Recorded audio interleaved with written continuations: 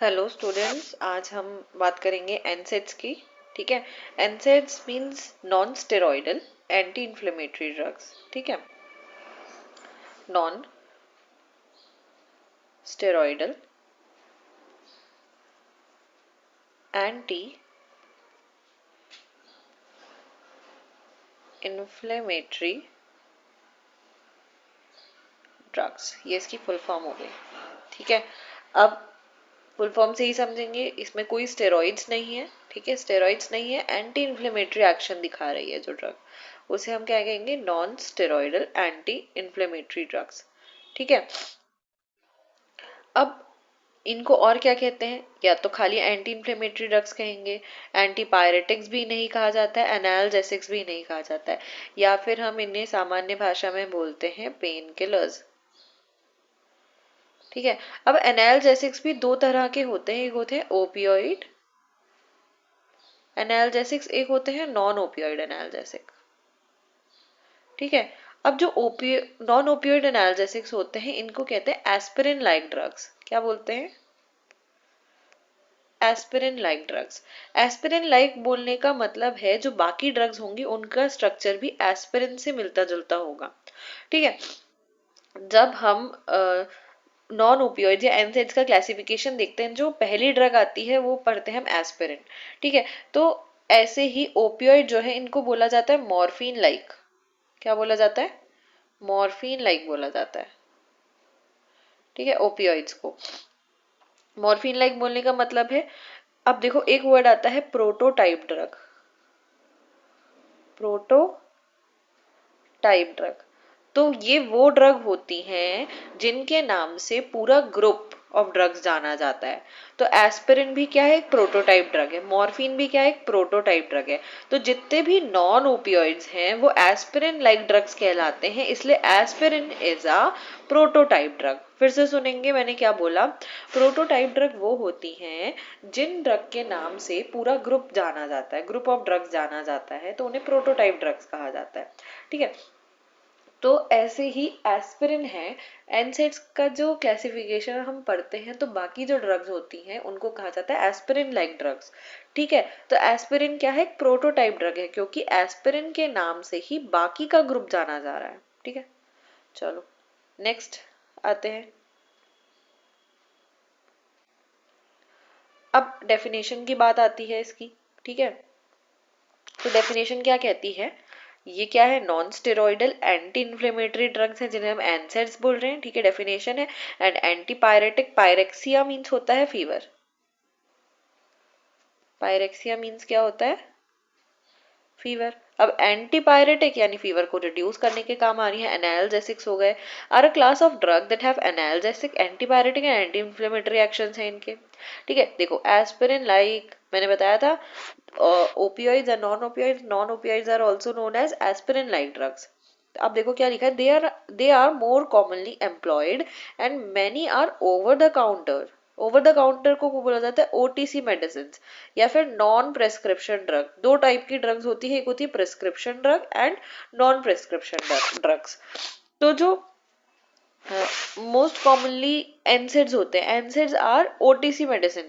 देखो हम pain killer बोल के मार्केट में ले लेते हैं, इजीली मिल जाती है। तो जितने भी एनसेड्स हैं, ठीक है, NSAIDs are OTC drugs, over the counter medicine. जैसे पैरासीटामोल है, पैरासीटामोल लेने के लिए आपको कभी भी प्रेस्क्रिप्शन लिखाने की जरूरत नहीं पड़ती है।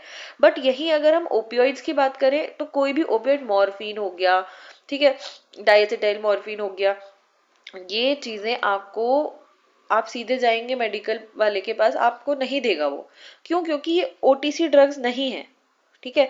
लेकिन एनसेड्स क्या है? NSAIDs are OTC drugs, over the counter medicine, जिनको प्रेस्क्रिप्शन की जरूरत नहीं होती है। नेक्स्ट आते हैं। नेक्स्ट, अब इस चीज को समझने से पहले एक ब्लैंक पेज पे मैं समझाऊंगी। इसको ऐसे समझते हैं, चलो। देखो, हमारी सेल वॉल किसकी बनी होती है? सेल वॉल बनी होती है फॉस्फोलिपिड्स की, राइट? फॉस्फोलिपिड्स। ठीक है। फॉस्फोलिपिड्स में अगर कभी भी कोई भी इंजरी होती है, ठीक ठीक है, कोई भी इंजरी होती है तो ये रिलीज करते हैं अरेक्डोनिक एसिड, आर्कोडोनिक एसिड। ठीक है, अब आर्कोडोनिक एसिड पर दो एंजाइम्स काम करते हैं, एक होता है कॉक्स, एक होता है लॉक्स। ठीक है, कॉक्स क्या है यहाँ पे? साइक्लोऑक्सीजनेज। ठीक है, साइक्लोऑक्सीजनेज। लॉक्स क्या है? लिपोऑक्सीजनेज।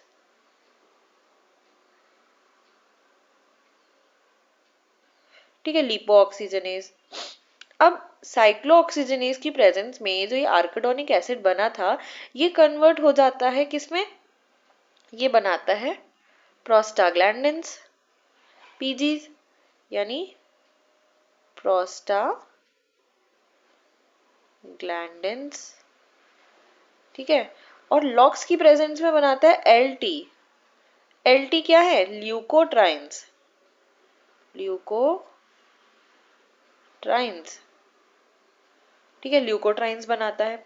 अब ये प्रोस्टाग्लैंडिन्स क्या कराते हैं बॉडी में? प्रोस्टाग्लैंडिन्स रिस्पॉन्सिबल होते हैं पेन के लिए, पायरेक्सिया यानी फीवर के लिए, और इन्फ्लेमेशन के लिए।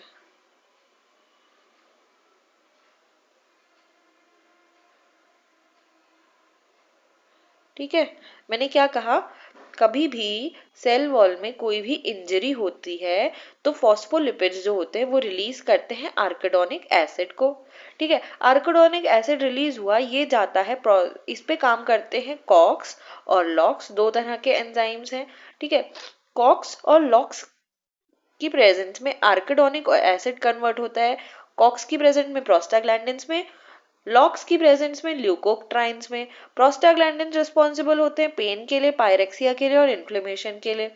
Leukotrienes are responsible for broncho constriction.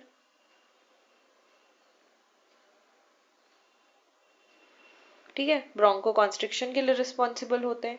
इतनी बात आ गई होगी समझ में। अब आगे देखते हैं, ये वाला प्रोसेस है, कॉक्स के प्रेजेंस में जो प्रोस्टाग्लैंडिन्स बन रहे हैं, प्रोस्टाग्लैंडिन्स भी कैसे कैसे बनते हैं ये समझते हैं। ठीक है,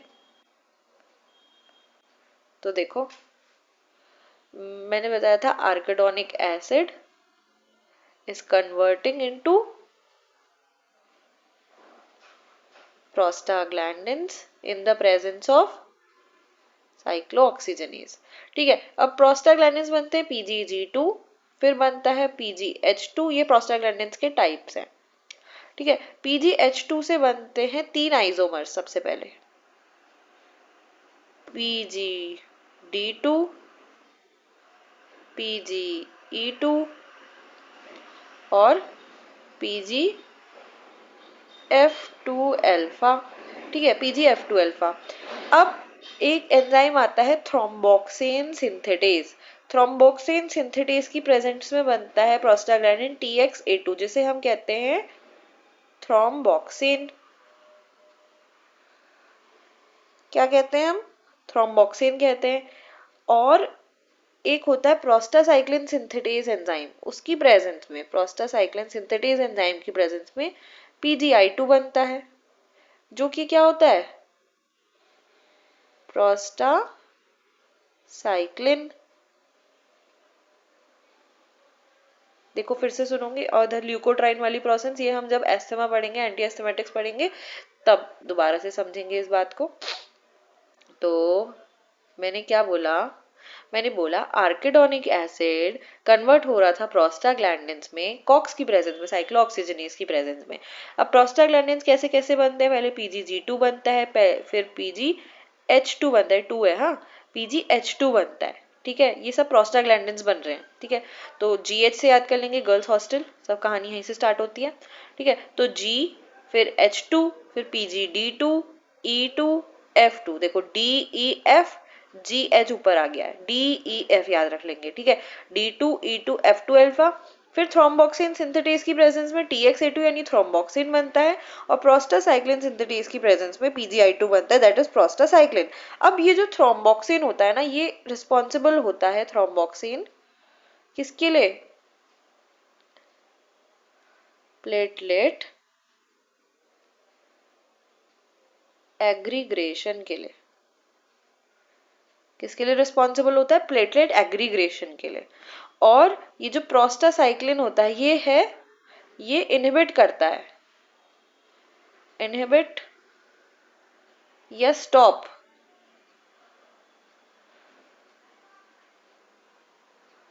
प्लेटलेट एग्रीग्रेशन। फिर से सुनो मैंने क्या बोला। मैंने बोला आर्किडोनिक एसिड प्रोस्टाग्लैंडिन बना रहा था कॉक्स की प्रेजेंस में, G2 बनता है, H2 बनता है, D2 E2 F2 alpha, TXA2 और PGI2। TXA2 को हम कहते हैं थ्रोम्बोक्सिन। थ्रोम्बोक्सिन क्या कराता है? प्लेटलेट एग्रीग्रेशन कराता है यानी क्लॉट फॉर्मेशन कराएगा। और प्रोस्टासाइक्लिन क्या करता है? प्रोस्टासाइक्लिन प्लेटलेट एग्रीग्रेशन को रोकने का काम करता है। इतनी बात समझ आ गई होगी। अब देखो मैंने कहा था ये जो प्रोस्टाग्लैंडिन्स बन रहे हैं यही रिस्पॉन्सिबल होते हैं पेन के लिए, पायरेक्सिया के लिए और इन्फ्लेमेशन के लिए। ठीक है, पेन के लिए, पायरेक्सिया के लिए और इन्फ्लेमेशन के लिए यही प्रोस्टाग्लैंडिन्स रिस्पॉन्सिबल होते हैं। अब जो एनसेड्स होते हैं, एनसेड्स किस पे काम करते हैं? एनसेड इस कॉक्स को इनहिबिट करने का काम करते हैं।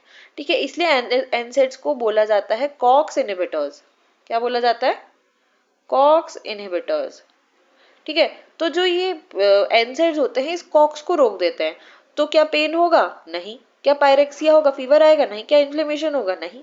ठीक है, तो कॉक्स हट गया यहाँ से, तो प्रोस्टाग्लैंडिन्स भी नहीं बनेंगे। तो प्रोस्टाग्लैंडिन्स भी नहीं बनेंगे, पूरी प्रोसेस नहीं होगी आगे की। तो इनको और क्या बोला जाता है? पीजीआईज, प्रोस्टाग्लैंडिन इनहिबिटर्स। किनको? एनसेड्स को। ठीक है, इस वजह से इनको कॉक्स इनहिबिटर्स और प्रोस्टाग्लैंडिन इनहिबिटर्स भी कहा जाता है। ठीक है, इतनी बात समझ आ गई होगी। ठीक है, अब वापस से आते हैं हम। देखो हमने क्या पढ़ा? NSAIDs block prostaglandin generation. ठीक बात है, प्रोस्टाग्लैंडिन जनरेशन को रोक रहे थे। This is now considered to be the major mechanism of action of NSAID. Major mechanism है। ठीक है, प्रोस्टाग्लैंडिन, प्रोस्टासाइक्लिन मैंने बताया था, PGI2, ठीक है, and thromboxane TXA2 are produce from arachidonic acid से बन रहे थे, हमने ये भी देख लिया था। ठीक है, आर्किडोनिक एसिड से ये चीजें बन रही थी। ठीक है, then by the enzyme cyclooxygenase, जिसे हम क्या कह रहे थे? कॉक्स। ठीक है, कॉक्स बोल रहे थे, विच exist in a constitutive and inducible form. अब देखो जो कॉक्स होता है साइक्लोऑक्सीजनेज ना, साइक्लोऑक्सीजनेज 3 तरह का होता है। पहला होता है कॉक्स 1, दूसरा होता है कॉक्स 2, तीसरा होता है कॉक्स 3। अब देखो जो कॉक्स 1 है, कॉक्स 1 क्या होता है? कॉक्स 1 होता है कॉन्स्टिट्यूटिव, कॉन्स्टिट्यूटिव कॉन्स्टिट्यूटिव होता है, यानी पहले से बॉडी में प्रेजेंट होगा और जो नॉर्मल बॉडी के फंक्शंस होंगे उनको कराएगा। कहीं भी छोटी मोटी टूट फूट होगी तो प्रोस्टाग्लैंडिन बनाने का काम करेगा कॉक्स 1। ठीक है, अब कॉक्स 2 जो होता है ना, कॉक्स 2 होता है इंड्यूसिबल। इंड्यूसिबल कहने का मतलब है जब भी, देखो जब भी ज्यादा सेल इंजरी होगी, ज्यादा आर्किडोनिक एसिड रिलीज होगा, तो हमें ज्यादा कॉक्स चाहिए उसको कन्वर्ट करने के लिए, तो उस कंडीशन में बॉडी इसे इंड्यूस करती है, तो इसलिए ये बोला जाता है इंड्यूसिबल। तो कॉक्स 2 जो होता है इंड्यूसिबल होता है। कॉक्स 3 हमारा ब्रेन में रिलीज होता है, ये पुअर इन्फ्लेमेटरी एक्शन को शो करता है। ठीक है, अब देखो यहाँ पे क्या लिखा है? Cyclooxygenase which exist in a constitutive and an inducible isoforms. ये ठीक बात है, ये बात समझ गए। The former serves physiological housekeeping functions, normal functions को करने का काम करता है कौन? कॉक्स 1। ठीक है, while the latter normally present in minute quantities, और दूसरा माइन्यूट क्वांटिटीज में होता है, दूसरा ये इंड्यूस होता है बॉडी में जब भी ज्यादा टूट फूट होती है या फिर पेन, पायरेक्सिया और इन्फ्लेमेशन ज्यादा कराना होता है। ठीक है, इतनी बात समझ में आ गई होगी। नेक्स्ट चलते हैं एनाल्जेसिक्स। एनाल्जेसिक्स मैंने बताया, analgesics are use for to relieve pain. इन्हें पेन किलर्स भी कहते हैं। ये नॉन ओपियोइड्स भी होते हैं, ओपियोइड्स भी होते हैं। ओपियोइड्स हमने आगे देखेंगे हम नेक्स्ट लेक्चर्स में। ओपियोइड्स होते हैं मॉर्फिन लाइक, राइट, और नॉन ओपियोइड्स होते हैं एस्पिरिन लाइक।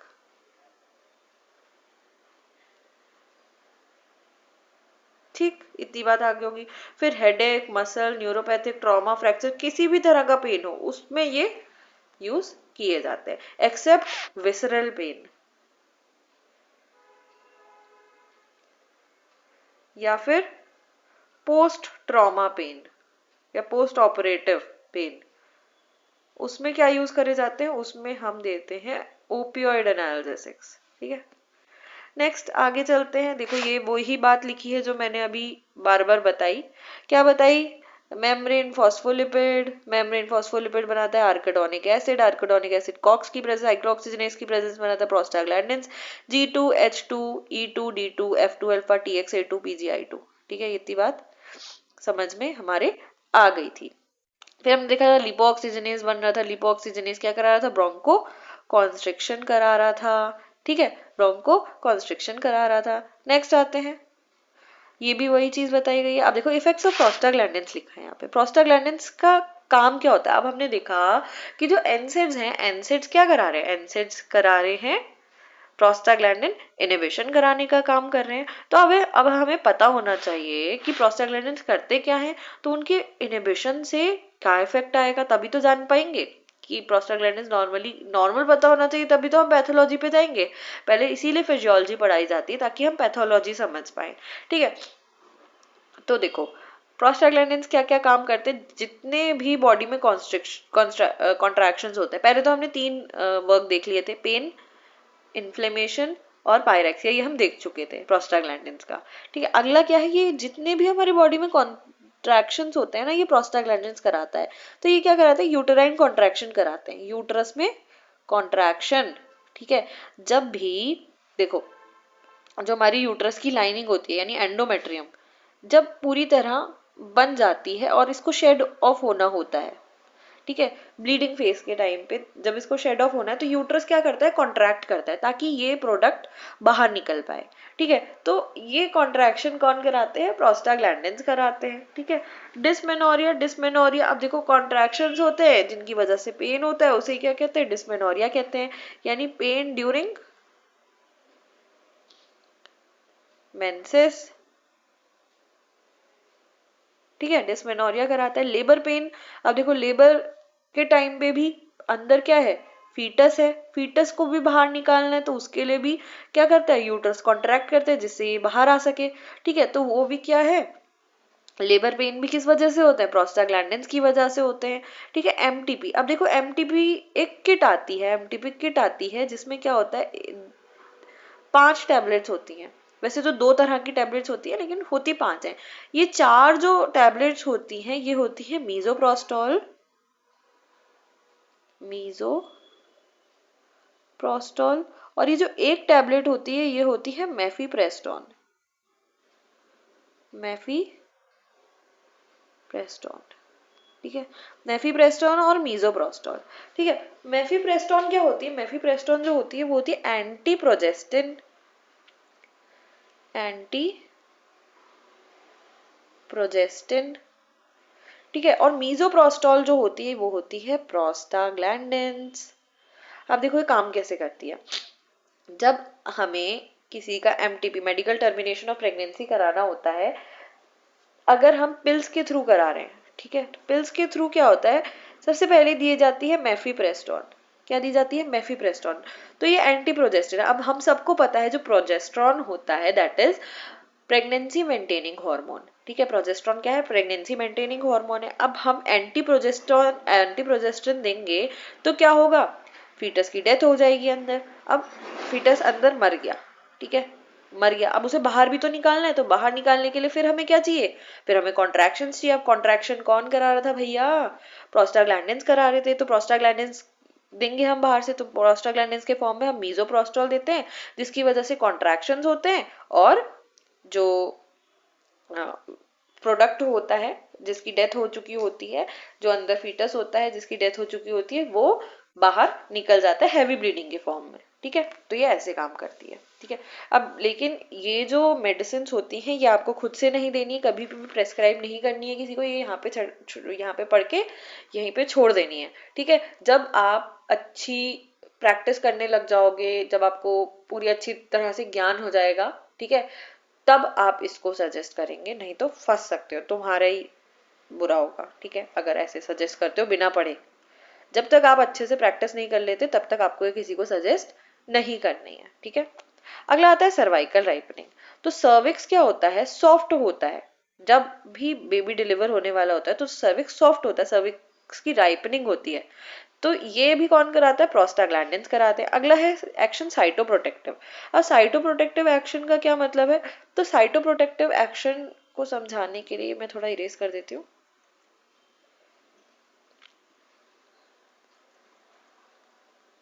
यहाँ पे समझते हैं फिर।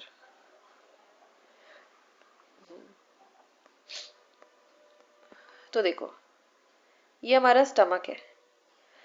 अब इसकी जो लाइनिंग होती है ये म्यूकोजा की लाइनिंग होती है। ये क्या करती है, अब स्टमक है, स्टमक में HCl सिक्रीट होता है, हमें पता है पेराइटल सेल से, ठीक है, HCl सिक्रीट होता है। तो HCl से जो प्रोटेक्ट करने का काम करती है म्यूकस की लाइनिंग करती है। तो ये प्रोस्टाग्लैंडिन्स क्या होते हैं, ये स्टमक में म्यूकस प्रोडक्शन करने के लिए रिस्पॉन्सिबल होते हैं, म्यूकस प्रोडक्शन, साथ ही साथ बाइकार्बोनेट प्रोडक्शन को बढ़ाते हैं। और ये क्या करते हैं, ये गैस्ट्रिक मोटिलिटी को भी बढ़ाने का काम करते हैं।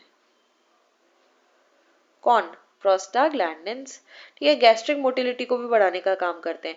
अब देखो, गैस्ट्रिक मोटिलिटी जितनी ज्यादा होगी उतनी जल्दी एसिड आगे चला जाएगा, और आगे तो क्या एल्केलाइन मीडियम है, बैलेंस हो जाएगा। बाइकार्बोनेट जितने ज्यादा होंगे उतना ज्यादा एसिड बैलेंस होगा। म्यूकस क्या है, सेल प्रोटेक्टिव एक्शन दिखा रहा है।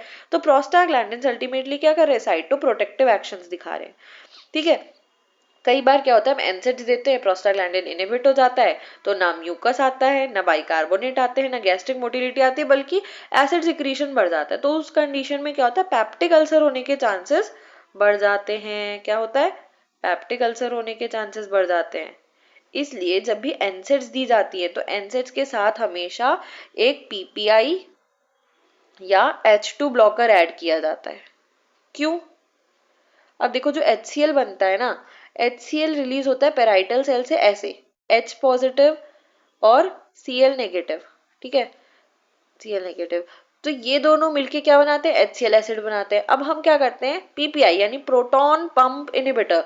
तो प्रोटॉन ये है H पॉजिटिव, इसको ही इनहिबिट कर देते हैं, या फिर H2 ब्लॉकर, हाइड्रोजन ब्लॉकर हो गया, ठीक है। तो इन दोनों को दिया जाता है, इन दोनों में से किसी एक को दिया जाता है, जिससे कि HCl नहीं बन पाता है और ये प्रिवेंट हो जाता है पेप्टिक अल्सर, ठीक है। तो एनसेड्स जिनमें देते हैं उनमें पेप्टिक अल्सर होने के चांसेस रहते हैं, या फिर पेप्टिक अल्सर जिनको है उनको हम एनसेड नहीं देते, ठीक है। नेक्स्ट आता है इंट्राऑक्यूलर प्रेशर, IOP। तो इंट्राऑक्यूलर प्रेशर लास्ट है PDA यानी पेटेंट डक्टस आर्टीरियोसस। ये आगे मैंने डायग्राम अटैच किया, उससे समझेंगे। देखो, ये होता है सिलियरी बॉडीज, ये दिखा रखी है, ठीक है। ये सिलियरी बॉडीज क्या करती हैं, ये रिलीज करने का काम करती है एक्वस ह्यूमर। यहाँ पे लिख दे रही हूँ, तो लेंस है वैसे, ठीक है, इसका कोई लेना देना नहीं है इससे। हाँ, मैंने बोला जो सिलियरी बॉडीज हैं रिलीज करती हैं एक्वस ह्यूमर, ठीक है, एक्वस ह्यूमर रिलीज करती है। अब एक्वस ह्यूमर कहाँ फिल्ड रहता है, इस कैविटी में फिल्ड रहता है पूरे में, ठीक है। अब ये एक्वस ह्यूमर क्या करता है, एक प्रेशर मेंटेन करने में रखता है, एक नॉर्मल प्रेशर होना चाहिए इस एरिया में, ठीक है। तो उसे ही क्या कहते हैं, हम इंट्रा ऑक्यूलर प्रेशर कहते हैं। अब प्रोस्टाग्लैंडिन इन प्रेशर को मेंटेन करने का काम करता है, माने इसे रिड्यूस करने का काम करता है, ठीक है। जब भी प्रेशर बढ़ने को आता है तो ये एक फ्लो होता है जिसको हम कहते हैं यूवियोस्क्लीरल फ्लो, जिससे एक्वस ह्यूमर इस पोर से बाहर निकल जाता है, इस पोर से बाहर निकल जाता है, ठीक है। इसे बोला जाता है यूवियो स्क्लीरल फ्लो। तो जो ये है प्रोस्टाग्लैंडिन्स है, इसको मेंटेन करते हैं, जिससे इंट्राऑक्यूलर प्रेशर कम रहता है। अब प्रोस्टाग्लैंडिन्स अगर हम इनहिबिट कर देंगे, एनसेड्स दे देंगे, तो क्या होगा, इंट्राऑक्यूलर प्रेशर या इंट्राऑक्यूलर टेंशन बढ़ जाएगा, जिस वजह से क्या होता है, ग्लूकोमा होने के चांसेस बढ़ जाते हैं, ग्लूकोमा होने के चांसेस बढ़ जाते हैं, ठीक है। अब अगला था PDA था पेटेंट डक्टस आर्टीरियोसस। डक्टस आर्टीरियोसस क्या होता है, एक पैसेज होता है between aorta and pulmonary artery. Aorta और पल्मोनरी आर्टरी के बीच में जो पैसेज है उसे बोलते हैं डक्टस आर्टीरियोसस। अब प्रोस्टाग्लैंडिन्स क्या करते हैं, प्रोस्टाग्लैंडिन डक्टस आर्टीरियोसस को ओपन रखने में हेल्प करते हैं। तो जब भी फीटस मदर के अंदर होता है, ये फीटल लाइफ में होता है ऐसा डक्टस आर्टीरियोसस, ठीक है, बाद में चल के तो ये लिगामेंटम आर्टीरियोसम बना लेता है, ठीक है। तो फीटस जब मदर के अंदर होता है तो उसके अंदर प्रोस्टाग्लैंडिन रिलीज होते हैं और ये डक्टस आर्टीरियोसस को ओपन रखते हैं। जैसे ही बच्चा बर्थ लेता है, ये फिजियोलॉजिकल प्रोसेस है, तो ये प्रोस्टाग्लैंडिन्स इनहिबिट होते हैं नेचुरली, और क्या होता है, ये डक्टस आर्टीरियोसस कन्वर्ट हो जाता है लिगामेंटम आर्टीरियोसम में। किसमें, लिगामेंटम आर्टीरियोसम में, ठीक है, लिगामेंटम आर्टीरियोसम में कन्वर्ट हो जाता है। अब किसी वजह से ये प्रोस्टाग्लैंडिन इनहिबिशन वाली प्रोसेस नहीं हो पाई, तो प्रोस्टाग्लैंडिन रिलीज होते रहे तो ये डक्टस आर्टीरियोसस ओपन रह गया, जिसे ही क्या बोला जाता है, पेटेंट डक्टस आर्टीरियोसस बोला जाता है। तो इस कंडीशन में हमें क्या देने होते हैं, प्रोस्टाग्लैंडिन इनहिबिटर्स देने होते हैं, या फिर इन्हें हम क्या बोलते हैं, एनसेड्स। तो इसमें मोस्ट कॉमन मेडिसिन आती है जिसका नाम है, एक सेकेंड गलत लिख दिया, जिसका नाम है इंडोमिथासिन। इंडोमिथासिन एक एनसेड है जिसे पेटेंट डक्टस आर्टीरियोसस के ट्रीटमेंट में दिया जाता है, ठीक है, टू इनहिबिट प्रोस्टाग्लैंडिन्स। नेक्स्ट आगे चलते हैं, प्रोस्टाग्लैंडिन्स के टाइप बताए हैं, ठीक है। प्रोस्टाग्लैंडिन्स कितने तरह का, नेचुरल और प्रोस्टाग्लैंडिन एनालॉग्स होते हैं। डाइनोप्रोस्टॉन ये जेल दिया जाता है, ये जेल फॉर्म में आता है डाइनोप्रोस्टॉन जेल, या फिर सर्वी प्राइम जेल के नाम से भी आता है। इसको क्या दिया जाता है, इसको रेक्टली दिया जाता है, ठीक है, ट्रांसरेक्टल रूट से। जेमेप्रोस्ट, डाइनोप्रोस्टॉन, ठीक है, ये भी जेल फॉर्म में होता है, डायनोप्रोस्ट, एलप्रोस्टाडिल। अब देखो कई कंडीशन में क्या होता है, हमें डक्टस आर्टीरियोसस को पेटेंट रखना पड़ता है, तो उस कंडीशन में हमें प्रोस्टाग्लैंडिन चाहिए तो हम एलप्रोस्टाडिल देते हैं, प्रोस्टासाइक्लिन, इपोप्रोस्टेनॉल, ठीक है। प्रोस्टाग्लैंडिन एनालॉग्स में क्या आते हैं, कार्बोप्रोस, मीजोप्रोस्टॉल, जो हम किस में दे रहे थे, एमटीपी में, ठीक है, लेटानोप्रोस, ट्रावोप्रोस, बिमाटोप्रोस्ट, ये चीजें हो गई, ठीक है। अब देखो एनसेड्स, एनसेड्स क्या है, हमने पहले भी देखा, NSAIDs are non steroidal anti inflammatory drugs, aspirin type, non narcotic, non opioid analgesic, ठीक है। एंटी इन्फ्लेमेटरी है, एंटीपायरेटिक है, यूरिकॉज यूरिक है, वाटर और सोडियम का रिटेंशन कराते हैं। इनका एडिक्शन नहीं होता, सबसे बड़ी बात यही है कि अगर हम एनसेड्स लेते हैं तो इनका एडिक्शन नहीं होता है, जबकि जो ओपियोइड्स हैं उनका एडिक्शन हो जाता है। व्हाट इज इन्फ्लेमेशन, इन्फ्लेमेशन क्या है, response of the body to injurious stimuli, ठीक है। जब भी कोई बॉडी में इंजरी होती है या फिर कोई स्टिमुलस होता है आता है तो हमारी बॉडी रिस्पॉन्स शो करती है, so it is beneficial, of course it is beneficial, ये अच्छा है हमारी बॉडी के लिए कि हमारी बॉडी रिस्पॉन्स दिखा रही है, कोई भी एंटीजन आ रहा है उसके प्रति, या फिर कोई टूट फूट हो रही है बॉडी में तो उसके प्रति, ठीक है। That's why it is required to be suppressed. Then why it is required to be suppressed पूछ रहा है, तो इसको रोकने की क्यों जरूरत है, कई बार क्या होता है, ये जो रिस्पॉन्सेज होते हैं बहुत ज्यादा एग्जिगरेटेड हो जाते हैं, ठीक है, एग्जिगरेटेड हो जाते हैं, बहुत ज्यादा हो जाते हैं, जिनको हमारी बॉडी बियर नहीं कर पाती है, तो उस कंडीशन में हमें आंसर देने की जरूरत पड़ती है। और ये क्या होते हैं, जो एग्जिगरेटेड रिस्पॉन्स होते हैं हार्मफुल होते हैं बॉडी के लिए, extremely disturbing to the patient, that's why we have to give NSAIDs, ठीक है। अब एनसेड्स क्या है, ये बात हम पहले भी कर चुके हैं, NSAIDs are non steroidal anti inflammatory drugs, anti inflammatory कह रहे हैं, एनाल्जेसिक कह रहे हैं, एंटीपायरेटिक कह रहे हैं। कॉमनली प्रिस्क्राइब एनसेड्स कौन से, aspirin, aspirin like drugs, ibuprofen, celecoxib. Celecoxib होते हैं कॉक्स 2 इनहिबिटर्स, ठीक है, कॉक्स 2 भी सिलेक्टिव कॉक्स 2 इनहिबिटर्स। अभी हम क्लासिफिकेशन देखेंगे तो देखेंगे क्या होता है। नेक्स्ट आते हैं non steroidal anti inflammatory drug का क्लासिफिकेशन, कई बार एग्जाम्स में भी पूछा जाता है।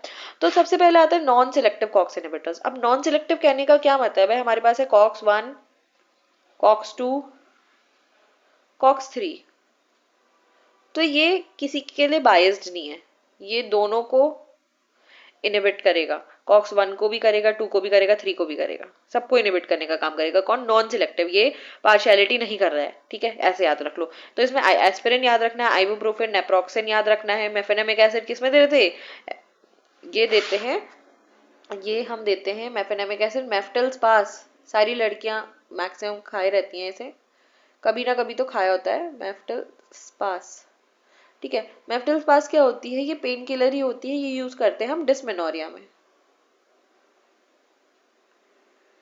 डिस्मेनोरिया में, ठीक है। डिस्मेनोरिया में लेती हैं गर्ल्स, मेफेनेमिक एसिड होता है उसमें, पिरोक्सिकैम, टेनॉक्सिकैम, केटोरोलैक, इंडोमेथासिन, मैंने बताया पीडीए में दे रहे थे, फिनाइल ब्यूटाजोन, ऑक्सीफिन ब्यूटाजोन, ठीक है, ये चीजें हो गई। अब देखो आते हैं प्रेफरेंशियल कॉक्स इनहिबिटर। अब ये थोड़ी पार्शियलिटी करते हैं। ये क्या करते हैं, हमारे पास कॉक्स 1 है, कॉक्स 2 है, तो देखो दोनों अगर हैं बॉडी में, दोनों ही काम कर रहे हैं पेन पैरिक्स इन्फ्लेमेशन का, तो ये प्रेफरेंस किसको देंगे? पहले कॉक्स 2 को इनहिबिट करेंगे, फिर जाके कॉक्स 1 पे जाएंगे, ठीक है।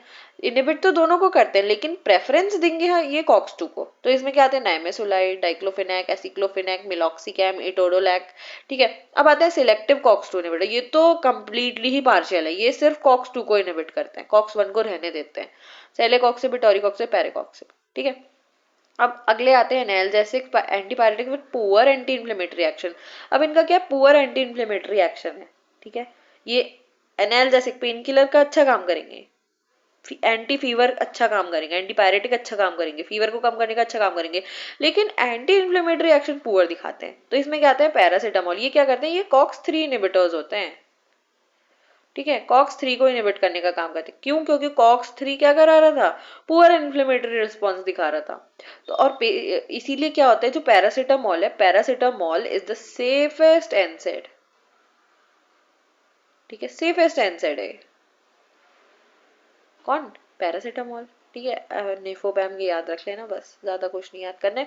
अब आते हैं beneficial action of PG synthesis inhibition. अगर पीजीआई कर दिया जाए, प्रोस्टाग्लैंडिन इनिबिशन कर दिया जाए, तो क्या होगा? एनाल्जेसिक हमने पढ़ा था, प्रोस्टाग्लैंडिन रिस्पॉन्सिबल है एल्जेसिया के लिए यानी पेन के लिए, और एनाल्जेसिक एक्शन दिखाते हैं, एंटीपायरेटिक फीवर को कम करते हैं, एंटी इन्फ्लेमेटरी हम देख चुके थे। एंटी थ्रोम्बोटिक कैसे है?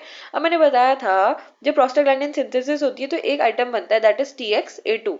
ये क्या है? Thromboxane, thromboxane which was responsible for platelet aggregation, ठीक है। प्लेटलेट एग्रीग्रेशन के लिए रिस्पॉन्सिबल था। प्लेटलेट एग्रीग्रेशन होगा तो क्या होगा? क्लॉट बनेगा या फिर थ्रोम्बस बनेगा, ठीक है। अब TXA2 प्रोस्टाग्लैंडिन सिंथेसिस बंद हो गई, थ्रोम्बस बनेगा? नहीं बनेगा, तो इस वजह से एंटी थ्रोम्बोटिक एक्शन है। Closure of ductus arteriosus in newborn, हमने देख लिया प्रोस्टाग्लैंडिन इनिबिशन हुआ तभी क्या हुआ? डक्टस आर्टेरियोसस क्लोजर, ठीक है। नेक्स्ट आते हैं, नेक्स्ट टॉक्सिसिटीज। अब देखो पीजी सिंथेसिस इनहिबिट हो गया तो क्या क्या दिक्कतें आएंगी? तो टॉक्सिसिटीज हैं, गैस्ट्रिक म्यूकोजल डैमेज हमने देखा था, क्या कर रहा था प्रोस्टाग्लैंडिन? बाइकार्बोनेट के सिक्रीशन को बढ़ा रहा था, म्यूकस के सिक्रीशन को बढ़ा रहा था, ठीक है। साथ ही साथ एक और चीज कर रहा था, क्या? जीआई मोटिलिटी को बढ़ा रहा था। तो ये तीनों काम नहीं होंगे, नहीं होंगे, नहीं होंगे, तो उस वजह से क्या होगा? पेप्टिक अल्सर्स, ठीक है। Bleeding inhibition of platelet function, ये जो थ्रोम्बोक्सिन अगर रुक गया तो क्या होता रहेगा? एंटी थ्रोम्बोटिक एक्शन है तो ब्लीडिंग होती रहेगी, ठीक है। Limitation of renal blood flow, sodium and water retention करा देता है, डिले प्रोलोंगेशन ऑफ लेबर। अब मैंने क्या कहा था? प्रोस्टाग्लैंडिन रिस्पॉन्सिबल है लेबर के टाइम पे कॉन्ट्रैक्शंस कराने के लिए। अब कॉन्ट्रैक्शंस नहीं आएंगे तो लेबर डिले हो जाएगा, ठीक है। तो अगर हम प्रोस्टाग्लैंडिन्स को इनिबिट कर देते हैं या फिर लेबर के टाइम पे एनसेड्स दे देते हैं तो क्या होगा? ना पेन आएंगे ना कॉन्ट्रैक्शन होगा, तो डिले हो जाएगा labour. Asthma and anaphylactic reaction susceptible individuals. अब देखो हमने देखा था कॉक्स और लॉक्स, देखा था हमने कॉक्स और लॉक्स। लॉक्स क्या बना रहे थे? ल्यूकोट्राइन्स, कॉक्स बना रहे थे प्रोस्टाग्लैंडिन्स, ठीक है। प्रोस्टाग्लैंडिन्स क्या कर रहे थे? पेन कर रहे थे, पायरेक्सिया कर रहे थे, इन्फ्लेमेशन कर रहे थे। ल्यूकोट्राइन्स क्या कर रहे थे? ल्यूकोट्राइन्स ब्रोंको कॉन्स्ट्रिक्शन करा रहे थे। अब अगर हमने ये वाली चीज को इनहिबिट कर दिया, कॉक्स को इनहिबिट कर दिया, तो जो आर्किडोनिक एसिड था, आर्किडोनिक तो सारा लॉक्स में चला जाएगा ना। अब देखो ऐसे समझो इस चीज को, मान लिया एक नाली है, ठीक है, एक नाली है, इसके दो पार्ट्स हैं, ठीक है। अब नाली में यहां से पानी फ्लो कर रहा था, इधर भी जा रहा था, इधर भी जा रहा था। अब हमने ये वाली नाली को ब्लॉक कर दिया तो सारा पानी एक ही साइड जाएगा। सेम ऐसी है आर्किडोनिक एसिड, ठीक है। आर्किडोनिक एसिड क्या कर रहा था, आर्किडोनिक एसिड कॉक्स की तरफ भी जा रहा था, लॉक्स की तरफ भी जा रहा था। कॉक्स इसको कन्वर्ट कर रहा था प्रोस्टाग्लैंडिन्स में, लॉक्स इसको कन्वर्ट कर रहा था ल्यूकोट्राइन्स में जो ब्रोंको कॉन्स्ट्रिक्शन करा रहा था। अब कॉक्स वाली चीज हमने रोक दी, कॉक्स इनहिबिट कर दिया, तो सारा का सारा आर्किडोनिक एसिड कन्वर्ट हो जाएगा ल्यूकोट्राइन्स में, जो कि क्या कराएगा, ब्रोंको कॉन्स्ट्रिक्शन कराएगा। ब्रोंको कॉन्स्ट्रिक्शन कराने से क्या होगा, एस्थमा में प्रेसिपिटेट, एस्थमा प्रेसिपिटेट कर सकता है। ठीक, आगे चलते हैं। अब बात आती है एस्पिरिन। एस्पिरिन मैंने बताया था ये है एक प्रोटोटाइप ड्रग, जिसके नाम से पूरा एनसेड्स का ग्रुप जाना जा रहा है। ठीक है, प्रोटोटाइप ड्रग है, साथ ही साथ ये प्रो ड्रग भी है। अब प्रो ड्रग क्या होती है भला, प्रो, सॉरी गलत लिख दिया मैंने थोड़ा सा, प्रो ड्रग। अब प्रो ड्रग का मतलब होता है, ये होता है कि ये इनिशियली बॉडी में जाती है इनएक्टिव फॉर्म में और बॉडी में मेटाबोलाइज होके ये एक्टिव फॉर्म में कन्वर्ट हो जाती है। जैसे कि aspirin is acetyl salicylic acid. अब ये बॉडी में जाके रैपिडली किस में कन्वर्ट हो जा रही है, सैलिसिलिक एसिड में। क्या थी, एसिटाइल सैलिसिलिक एसिड, कन्वर्ट हो गई सैलिसिलिक एसिड में। तो इन्हें ही क्या कहा जाता है, प्रो ड्रग कहा जाता है। ठीक है, अब ये क्या है, ओल्डेस्ट एनाल्जेसिक है। सेफेस्ट हमने पढ़ा था पीसीएम होती है, ये ओल्डेस्ट एनाल्जेसिक है। ठीक है, यहाँ इसका डायग्राम भी लगा हुआ है।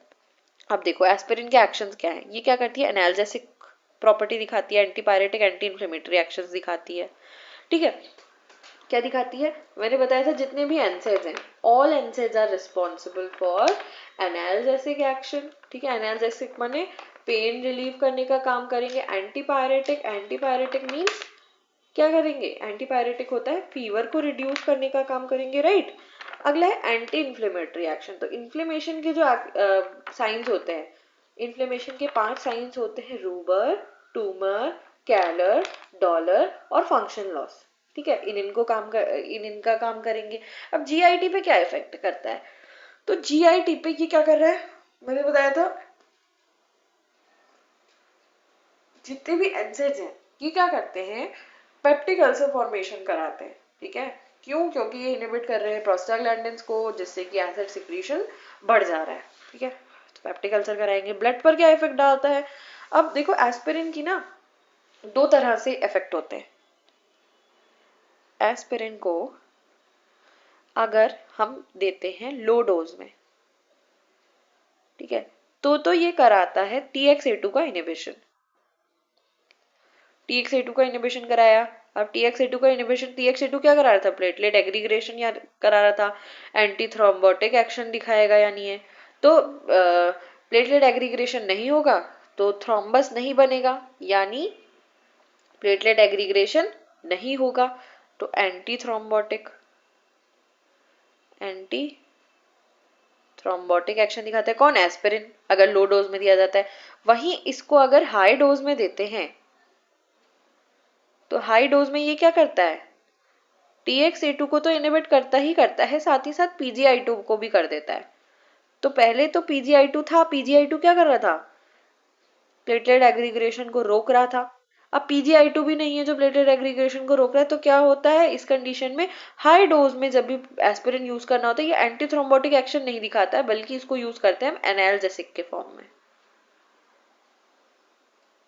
ठीक है, एस्पिरिन को जब भी हम लो डोज में देते हैं तो लो डोज में एस्पिरिन TXA2 यानी थ्रोम्बोक्सिन का इनिबिशन करता है और एंटी थ्रोम्बोटिक एक्शन दिखाता है। ठीक है, एंटी थ्रोम्बोटिक एक्शन यानी ब्लड को पतला करने का काम करेगा, ब्लड थिनिंग करने का काम करेगा।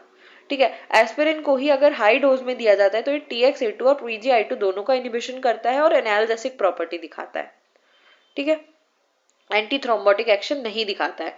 तो जब भी हमें कार्डियक पेशेंट्स में यानी पोस्ट एमआई के पेशेंट, मायोकार्डियल इंफ्रैक्शन के पेशेंट में देना होता है तो हम एस्पिरिन को हमेशा लो डोज में चलाते हैं, कभी भी इसको हाई डोज में नहीं चलाया जाता है, ये इफेक्ट ही नहीं करेगा ना। जो हमें वर्क चाहिए, हमें चाहिए एंटी थ्रोम्बोटिक एक्शन, तो जब भी हमें इसको एंटी थ्रोम्बोटिक एक्शन देखना है हमें, या फिर हमें एस्पिरिन का एंटी थ्रोम्बोटिक एक्शन चाहिए, तो हम हमेशा जो एस्पिरिन है उसको लो डोज में देते हैं। तो ये लो डोज कितनी रहती है? लो डोज रहती है 75 टू 150 mg। ये डोज रहती है 75 टू 150 mg पर डे। ठीक है, एक बार दे दिया जाता है दिन में, तो ये एंटीप्लेटलेट एक्शन शो करती है। अब वहीं जो इसकी हाई डोज है, जिसको मैंने बोला ये एनाल्जेसिक प्रॉपर्टी दिखाएगी, तो ये डोज रहती है 300 mg से लेके 1.5 ग्राम पर डे। ठीक है, अब देखो अगली चीज क्या है, अगली चीज बोल रहे हैं metabolic and other effects on high anti inflammatory toxic doses. अब देखो एक डोज तो हमने पढ़ी low dose for anti thrombotic action, दूसरी डोज पढ़ी हमने high dose for analgesic action, अब तीसरी डोज आती है इसकी एंटी इन्फ्लेमेटरी डोज। अब ये क्या होती है देखते हैं।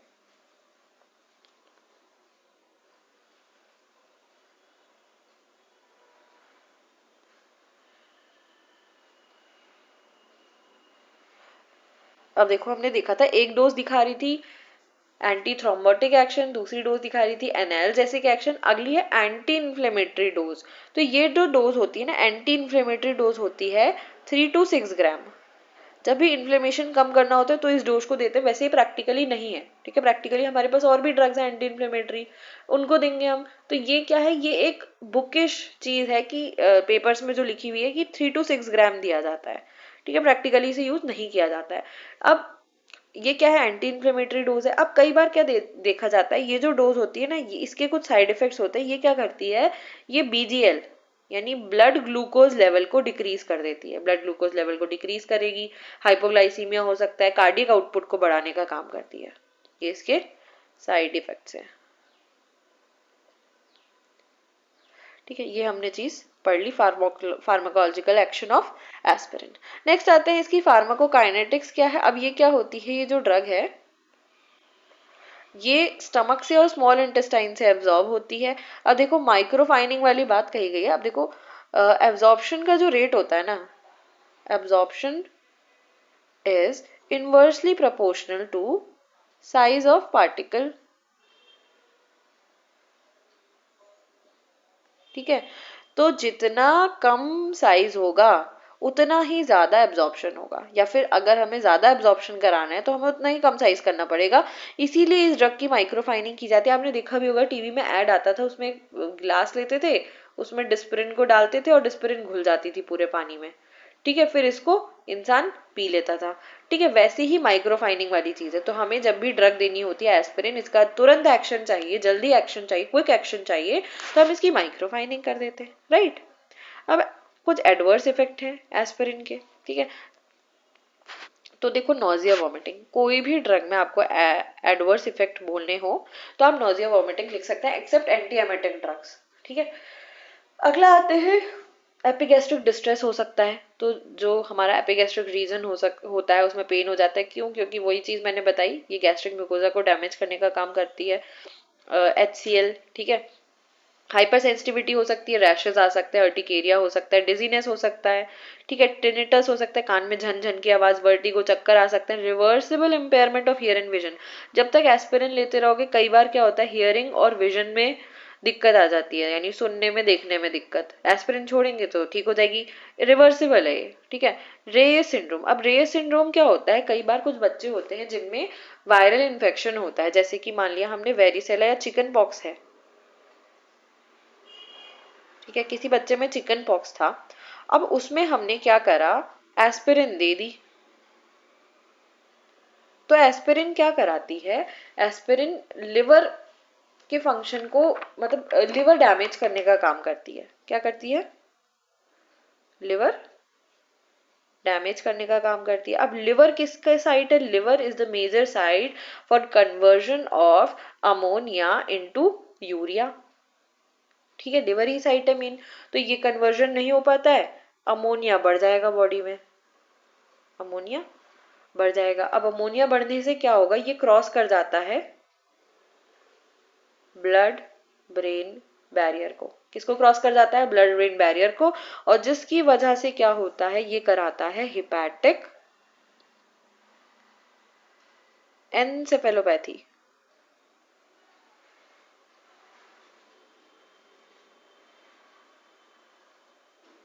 ठीक है, हिपैटिक एनसेफेलोपैथी कराता है, हिपैटिक एनसेफेलोपैथी। और इसी पूरे फिनोमिनन को, ये पूरा जो फिनोमिनन है इसे हम क्या कहते हैं, रेयस सिंड्रोम कहते हैं, ठीक है। हिपैटिक मीन्स होता है लिवर, एनसेफेलॉन वर्ड आता है ब्रेन के लिए, तो ये कंडीशन हो जाती है। नेक्स्ट आते हैं प्रिकॉशंस एंड कॉन्ट्राइंडिकेशन, कहाँ हम एस्पिरिन का यूज नहीं करेंगे, कहाँ नहीं दिया जाता है। तो जो पर्सन सेंसिटिव है एस्पिरिन के उनको नहीं देते हैं, पेप्टिक अल्सर वाले केस में कोई भी एनसेड नहीं देंगे, ठीक है। ब्लीडिंग टेंडेंसीज है जिनको, उनमें एनसेड्स नहीं देंगे, ठीक है। इन क्रॉनिक उनमें एस्पिरिन नहीं देंगे, क्रॉनिक लिवर डिजीज में एस्पिरिन नहीं देंगे, हिपैटिक नेक्रोसिस हो सकता है, ठीक है। डायबिटिक्स में नहीं दिया जाता है, should be stopped 1 week before elective surgery. अब देखो क्या होता है, जब हमने एस्पिरिन दिया, एस्पिरिन की वजह से TXA2 इनिबिट हुआ, TXA2 इनिबिट होने से क्या इफेक्ट दिखाया, एंटी थ्रोम्बोटिक। अब ये जो इफेक्ट होता है ना, ये इफेक्ट होता है इरिवर्सिबल, यानी एक बार प्लेटलेट बनना बंद हो गई फिर वो नहीं बन पाती हैं जब तक ये ड्रग लेते रहेंगे, ठीक है। तो हमें इसको 1 हफ्ते पहले बंद कराना होता है इस ड्रग को, ताकि प्लेटलेट दोबारा से रिफॉर्म हो पाए, क्योंकि हमें क्या चाहिए, सर्जरी में तो हमें हीलिंग चाहिए ना, तो हीलिंग दिखाने के लिए हमें थ्रोम्बोटिक एक्शन चाहिए। तो इस कंडीशन में हमें 1 हफ्ते पहले ये मेडिसिन बंद करनी होती है, ठीक है। Aspirin should be avoided by pregnant females में इसको नहीं देना चाहिए, ब्रेस्ट फीडिंग मदर्स में नहीं देना चाहिए। G6PD डेफिशिएंट इंडिविजुअल, G6PD होता है ग्लूकोज 6 फॉस्फेट डिहाइड्रोजिनेज, क्या होता है, ग्लूकोज 6 फॉस्फेट डिहाइड्रोजिनेज। ये किस लिए रिस्पॉन्सिबल होता है, ये आरबीसी को प्रॉपर वर्क कराने के लिए रिस्पॉन्सिबल होता है। अब इसकी डेफिशिएंसी है तो हीमोलाइसिस हो सकता है अगर हम एस्पिरिन देंगे तो, ठीक है। नेक्स्ट आते हैं इसके यूजेस क्या हैं, पेन किलर की तरह यूज करते हैं mainly, analgesic, antipyretic, acute rheumatic fever में देंगे, एंटीपायरेटिक है क्योंकि रूमेटॉइड आर्थराइटिस में दे सकते हैं। रूमेटॉइड आर्थराइटिस में ऐसे चलती है मेडिसिन, रूमेटॉइड आर्थराइटिस में दिए जाते हैं डीमार्ट्स प्लस एनसेड्स प्लस हाइड्रोकॉर्टिसोन, ये ज्यादा सीवियर केसेस में दिया जाता है हाइड्रोकॉर्टिसोन, स्टेरॉइड इंजेक्शन है, इंट्राआर्टिकुलर दिया जाता है, एनसेड्स दिए जाते हैं। डीमार्ट्स क्या होते हैं, disease modifying anti rheumatoid drugs, फिर से सुनो, disease modifying anti rheumatoid drugs दिए जाते हैं किसमें, रूमेटॉइड आर्थराइटिस में, साथ में एनसेड्स दिए जाते हैं, साइड में हाइड्रोकॉर्टिसोन दिया जाता है। अगला आता है ऑस्टियोआर्थराइटिस में देते हैं, ठीक है। इसमें पिरोक्सिकैन, इंडोमेथासिन ये चीजें दी जाती हैं। पोस्ट एमआई पेशेंट्स में दिया जाता है, क्यों, फॉर इन लो डोज दिया जाता है, और किस लिए, एंटी थ्रोम्बोटिक एक्शन के लिए। अब आते हैं अगला, सिलेक्टिव कॉक्स 2 इनहिबिटर्स, मैंने बताया था कुछ जो सिलेक्टिवली कॉक्स 2 को इनहिबिट करने का काम करते हैं, इसमें आते हैं कॉक्सिब्स। इसमें सिर्फ नाम याद करने की जरूरत है और ये याद करने की जरूरत है, ये सिर्फ कॉक्स 2 को इनहिबिट करेंगे, ठीक है। और कॉक्स 2 क्या होता है, इंड्यूसिबल होता है। इसमें क्या आते हैं, सेलेकॉक्सिब आता है, इटोरिकॉक्सिब आता है, पेरेकॉक्सिब आता है, ठीक है। अब ये क्या है, ये less gastric mucosal damage cause करते हैं, बस इतना याद रखने की जरूरत है। नेक्स्ट स्लाइड पे आते हैं, अगला बात करते हैं हम किसकी, पैरासिटामोल की। पैरासिटामोल एक ओटीसी ड्रग है जो हमें कहीं भी, देखो हमने कोरोना के टाइम पे बहुत चला था ये डोलो 650, ये अलग अलग डोजेस में आती है, 650 mg, 325 mg, ठीक है। सेफेस्ट एनसेड है, क्या है, सेफेस्ट एनसेड, ठीक है, सेफेस्ट एनसेड है। और इसको ये क्या है, ये भी एक एनसेड है और सभी एज ग्रुप में इसको दे सकते हैं, ठीक है। May be given in pregnancy में भी दे सकते हैं, लैक्टेशन कर रही हुई वुमेन में भी दे सकते हैं, ठीक है। और जिन कंडीशंस में एस्पिरिन कॉन्ट्राइंडिकेटेड है, ठीक है, जिन कंडीशंस में एस्पिरिन कॉन्ट्राइंडिकेटेड है उस कंडीशन में भी हम क्या दे सकते हैं, पैरासिटामोल दी जा सकती है, ठीक है। अब ये क्या काम करती है, ये भी पैरासिटामोल की तरह ही काम करेगी, प्रोस्टाग्लैंडिन इनहिबिशन का काम करेगी। ये स्पेसिफिकली कॉक्स 3 को इनहिबिट करने का काम करती है। और क्या करती है, इट रेजेस पेन थ्रेशोल्ड, ये पेन के थ्रेशोल्ड को बढ़ा देती है। मान लिया एक ग्राफ है, अभी तक इतना लेवल पे अगर पेन पहुंच रहा था तो पेन हो रहा था, मतलब हमारी बॉडी फील कर रही थी पेन, तो ये क्या करती है, इस थ्रेशोल्ड को यहाँ पे पहुंचा देती है। तो पेन तो उतना ही हो रहा होता है, लेकिन ये थ्रेशोल्ड तो इतना है, जब तक यहाँ तक नहीं पहुंचेगा पेन, तब तक पेन नहीं आएगा। तो ये क्या कर रही है, पेन की थ्रेशोल्ड लिमिट को बढ़ा देती है ये ड्रग। ठीक है, नेक्स्ट, ये अलग अलग फॉर्म्स में हम देखने को मिलती है। क्या, एसिक्लोफेनेक पैरासीटामोल टैबलेट्स, इसमें जो पैरासीटामोल होती है ये होती है 325 mg। ठीक है, पैरासिप 500 के फॉर्म में आती है, पैरासीटामोल टैबलेट डोलो 650 के नाम से आती है। ठीक है, ये हमने देखा। अब देखो 325 to 650 mg, ठीक है, पीसीएम, ये जो डोज होती है। अब बच्चों में, पीडियाट्रिक पेशेंट में ना बिल्कुल अलग चलता है। क्या होता है, 10 to 15 mg पर केजी के हिसाब से, उसमें जैसे जैसे बच्चे की ग्रोथ होती जाएगी वैसे वैसे ड्रग की mg चेंज होती जाएगी, ड्रग की क्वांटिटी, डोज चेंज होती जाती है। ठीक है, अब ये क्या है, फर्स्ट चॉइस एनाल्जेसिक है क्योंकि ये सेफेस्ट है। For osteoarthritis by many professional body, osteoarthritis में देते हैं फर्स्ट चॉइस ऑफ ड्रग। लेकिन ये क्या होती है, पैरासीटामोल प्री मेच्योर इन्फेंट्स में नहीं दी जाती है। क्यों, क्योंकि ये क्या करा देगी, हिपैटोटॉक्सिसिटी करा देगी। ये एक ओवर द काउंटर ड्रग है, एनाल्जेसिक, हेडेक में दे सकते हैं, माइल्ड माइग्रेन है, मस्कुलोस्केलेटल पेन है, डिस्मेनोरिया है। ठीक है, इन कंडीशन में कभी भी हम पैरासीटामोल को दे सकते हैं। अगला आता है टॉपिकल एनसाइड्स। अब टॉपिकल, मैंने बताया था जब रूट ऑफ ड्रग एडमिनिस्ट्रेशन बताया था कि टॉपिकल मीन्स हम लोकल अप्लाई कर रहे हैं। ठीक है, जगह पे लोकली अप्लाई कर रहे हैं। तो ये इसमें क्या आते हैं, ऑइंटमेंट्स आ गए, क्रीम्स आ गई। तो many NSAIDs have marked in topical formulation, mostly as gels आते हैं, जेल के फॉर्म में आते हैं मोस्टली।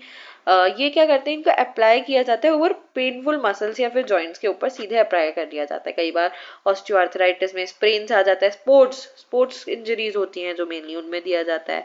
ठीक है, टीनोसाइनोवाइटिस, बैक एक, कमर में दर्द है, स्पॉन्डिलाइटिस है, अदर सॉफ्ट टिश्यू रिमाटिज्म है। तो सब कंडीशन में हम क्या कहते हैं, टॉपिकल एनसाइड्स दिए जाते हैं। अब ये देखो किस किस फॉर्म में आते हैं। तो डाइक्लोफेनेक 1% जेल, वॉलिनी जेल नाम से आते हैं, यहाँ पे दिखा भी रखा है। ठीक है, रिलैक्सिल जेल, डाइक्लोफेनेक जेल, ये जनरली हमारे घरों में होते ही हैं। एक आता है मूव, देखो मूव। ठीक है, आयोडेक्स, ये सब क्या है, ये सब एनसाइड्स प्रिपरेशन है। आइबुप्रोफेन, नेप्रोक्सेन, कीटो है ये, कीटोप्रोफेन। ठीक है, फ्लोरबीप्रोफेन, ये चीजें हो गई, ये क्या है, जेल फॉर्म में आती हैं टॉपिकल एनसाइड्स। अब आते हैं choice of non steroidal anti inflammatory drugs. अब कब कौन सी मेडिसिन देनी है ये तो थियोरेटिकल है, बाकी जब भी आप प्रैक्टिस करते हैं तो आप खुद सीख जाएंगे ये चीजें। ठीक है, तो माइल्ड टू मॉडरेट पेन है विथ लिटिल इन्फ्लेमेशन तो हम क्या देंगे, पैरासीटामोल देते हैं, लो डोज आइबुप्रोफेन देते हैं। ठीक है, पोस्ट ऑपरेटिव पेन है या फिर similar acute but short lasting pain है तो इंजेक्टेबल केटोरोलैक दिया जाता है, डाइक्लोफेनेक दिया जाता है, ओरल प्रोपियोनिक एसिड डेरिवेटिव दिया जाता है, नाइमेसोलाइड दिया जाता है। अब आप पैर एंट्रल एनसेड में be employed for renal colic, acute gout, इनमें अदर रूट से दिया जाता है, जैसे आईएम इंट्रामस्कुलर दे देंगे, आईवी दे देंगे। ठीक है, patients with history of asthma, अगर किसी पेशेंट में एस्थमा की हिस्ट्री है या एनाफाइलेटिक रिएक्शन है या फिर तो फिर अदर एंजाइम्स दी जाती हैं। तो क्या दिया जाता है, नाइमेसोलाइड, कॉक्स 2 इनहिबिटर्स दिए जाते हैं। क्यों, क्योंकि देखो हमने देखा था आर्किडोनिक एसिड को कौन कन्वर्ट कर रहा था, कॉक्स कन्वर्ट कर रहा था। ठीक है, और लॉक्स कन्वर्ट करके ल्यूकोट्राइन बना रहा था जो क्या करा था, ब्रोंको कॉन्स्ट्रिक्शन करा रहा था। अब मैंने वो नाली वाली बात समझाई थी कि सारा पानी इधर चला जा रहा है अगर हम कॉक्स को इनहिबिट कर दे रहे हैं। अब कॉक्स कितने टाइप का है, कॉक्स है दो तरह का, कॉक्स 1 और कॉक्स 2। अब देखो ये सिर्फ कॉक्स 2 को इनहिबिट कर रहा है तो नाली पूरी तरह से बंद नहीं हुई ना, जहां पे पानी जा रहा था। तो ये पानी दोनों जगह जाता रहेगा, यानी जो आर्किडोनिक एसिड है वो दोनों जगह कन्वर्ट होता रहेगा, पूरी तरह से ल्यूकोट्राइन में नहीं जाएगा। तो ये ब्रोंको कॉन्स्ट्रिक्शन नहीं या फिर कम कराएगा। ठीक है, तो इसलिए हम कॉक्स 2 इनहिबिटर्स देते हैं। प्रेगनेंसी में पैरासीटामोल इज द सेफेस्ट। ठीक है, तो ये हमने देखा एनजेड्स के बारे में। थैंक यू, आज का लेक्चर यहीं खत्म होता है, आगे हम कल से स्टार्ट करेंगे।